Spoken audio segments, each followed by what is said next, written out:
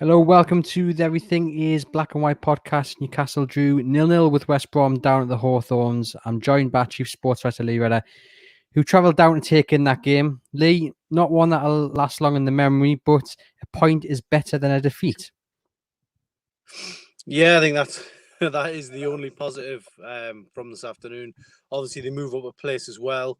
Obviously, another game going on, Fulham Liverpool. So, look, it wasn't ideal, but for Newcastle, they're stumbling towards what they need, and that's the only way you can put it. At the moment, they should be beating West Brom. There's no doubt about that. West Brom conceded 56 goals this season. No one's conceded more, and they couldn't find a way past them today. So really disappointing in some respects, but this is Newcastle. This is this season, and it actually could have been worse. So I'm trying to be grateful for very small mercies. Fulham are beating Liverpool at the moment 1-0, just gone into half time ahead. So this could prove to be a very valuable point for Newcastle if the scores remain like that. Did you feel, Lee, towards the end of that second half, West Brom looked more likely to grab a winner if either side were going to? Oh, absolutely. I mean, for me, the second half belonged to West Brom. They created so much pressure in and around the penalty area. They just couldn't finish. The problem for them is the fact that they've played 3 games in a short space of time, and for Newcastle, they were there for the taking today. That's the worst thing about this. And they've got this tough game against Villa coming up on Friday night, and we'll see how Fulham Liverpool ends up today. And only once that is finished, you'll know what type of a weekend it's been for Newcastle. So when the team news dropped, and you said in your pre-match video that the big thing for you was that Andy Carroll and Dwight Gayle were on the bench, I think a lot of fans felt the same. I know I certainly did. What did Steve Bruce have to say about that in his post-match press conference when asked about it? Yeah, it was a strange one. He said that basically, if they'd have decided to start with Carroll and Gayle, or Carroll or Gayle, they would have had to change the system entirely, which it's a strange one because you would think that Dwight Gayle, a man of his experience, is capable of playing where Willock was in the first half.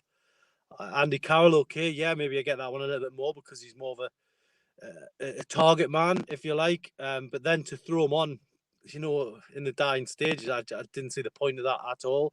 If they were hoping to nick it, then maybe with 10, 15 minutes to go, throw him on. But it was just a strange end to the game, and had Newcastle conceded from the free kick, which Andy Carroll conceded, it would have been an absolute nightmare. So, yeah, it was a strange sort of subdued press conference, but compared to the last press conference where it was fireworks, it was probably going to be a case of after the Lord Mayor show.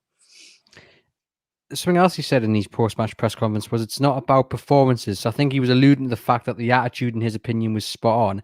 But if it's not about performances, and last week he kind of said something about Pep Guardiola was asked about tactics, and he said it was all about money, and Steve Bruce again kind of alluded to it's not really about tactics. What is it about then? Because surely it really should be about tactics, and it really should be about performances as well. I think for me, it was it's about getting results. It's about getting points on the board, but it's the way you do it sometimes. And today, as I say, they're stumbling towards what they need in the table, and yeah, it is tactics basically. That he said something similar. I think when he was at Hull, and it didn't go down too well. I think to get into that discussion and almost play down the significance of it. I mean, every manager will tell you that it's about the quality of the players you've got. But Newcastle spent nearly 100 million on players, forward players in the last few years. And while St. Maximin and Almiron weren't available today, Joe Linton was the 40 million pound man. So if you kind of come up with a game plan which suits him to help you win games, then there's a serious problem. Linton, he had no right game in your player ratings. You've got Shelby and Willock with 7 as well. So there were some small positives, and I guess also the fact that didn't lose is another one, but we're kind of maybe grasping at straws here. Yeah, not for the first time this season. Joelinton actually did well, I thought, in the moment in the first half when he got sent, down the right-hand side. For me, that was an opportunity for him to, to get a shot across the keeper, but he probably, he doesn't know whether he's coming or going. In some ways, he's been asked to play as a striker one time. The next time he's back out wide, but it's down to instinct. An instinctive forward would hit that across the keeper, and go that way rather than trying to square it. And he got probably caught between two minds. But yeah, I'm not surprised he's confused, because most people who watch Newcastle are confused these days. And Steve Bruce also mentioned the fact that, only a few teams have beaten Newcastle in the last 6. But a lot of people quite rightly pointing out that they have only won, I think it's 2 in the last 18. So for all the little bits of positives in the performances, they're still on a horrendous run. They're still bottom in terms of how many points they've picked up since the turn of the year. This has got to change at some point. And with Fulham winning, games against Villa and Brighton coming up, which I think a lot of people are fearing, it's not going to get any easier for Steve Bruce and Newcastle. No, I mean, what they need is that really strong finish. But, you're wondering where that is going to come from and how it's going to come about. I mean, getting Callum Wilson back on the pitch is the big thing. I was looking at the top scorers around Europe, and you had some of the top players, in Germany and Spain are on sort of 18, 19 goals. But, Callum Wilson is in double figures, and he's had no service at all this season. So for him to, to get in and around it in the double figures is fantastic for him. They need him back on the pitch as soon as possible. It would help Newcastle finish the season. If he can play 6 or 7 games, it would just help ease the pressure. They've got the platform now to stay up. That's one thing. They're on 27 points. They're probably got 3 or 4 wins away. So, they're more than capable of doing it, but it's just, a season they need to get ticked off and then move on to the next one. Given all the build up to this, the training ground bust up, did you think today's performance put that to bed? It's what the commentators and the likes of Ali McCoy's kind of said on Amazon, that it kind of shows that the players there was no sign that they weren't fighting for Steve Bruce. What did you make of the performance, and does it close the chapter on what has been a turbulent week for the head coach? Look, at the end of the day, it obviously something went off between Richie and Bruce at the training ground. No surprise. Was it blown out of proportion? I think it might be a little bit, to be totally honest, because I've had a few conversations with Matt Ritchie myself, and they're always lively encounters. And that's good. It's passion from him, and I think there's been a bit of that. Steve Bruce has called him out. He's called him out back, and we move on from there. But look, I've been covering the club a long time, and there's always these bust ups at training grounds. They're not a rare thing. They do happen quite frequently. And to be fair, I've actually seen worse bust ups at training grounds than this. Andy Carroll and Charles Zogbia having to be split up 3 times after fighting after training, for example. So there's worse ones that I've seen. Look, it wasn't good. I'm not trying to, cover it up or anything like that. It wasn't a good thing to happen. It wasn't a good thing for to get out of there.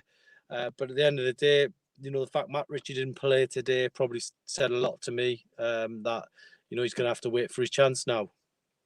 Jeff Hendrick started. A lot of people were a bit surprised at that. Maybe they thought one of the long staffs would come in. Matty not even on the bench today.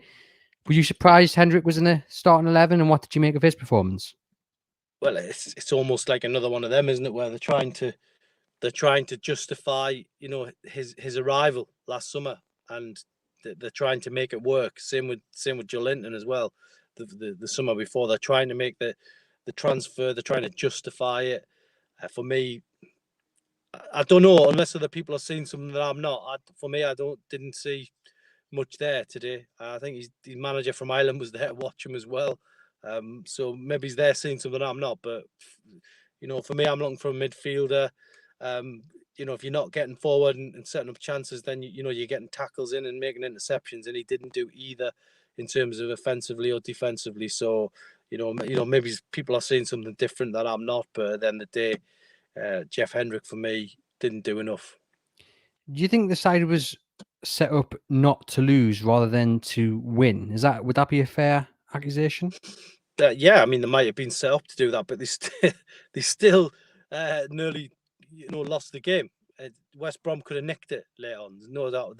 There's no way West Brom should have been pushing to win that game because of their schedule. And I know they freshened it up towards the end, bringing on a few subs, but Newcastle shouldn't have been in that position.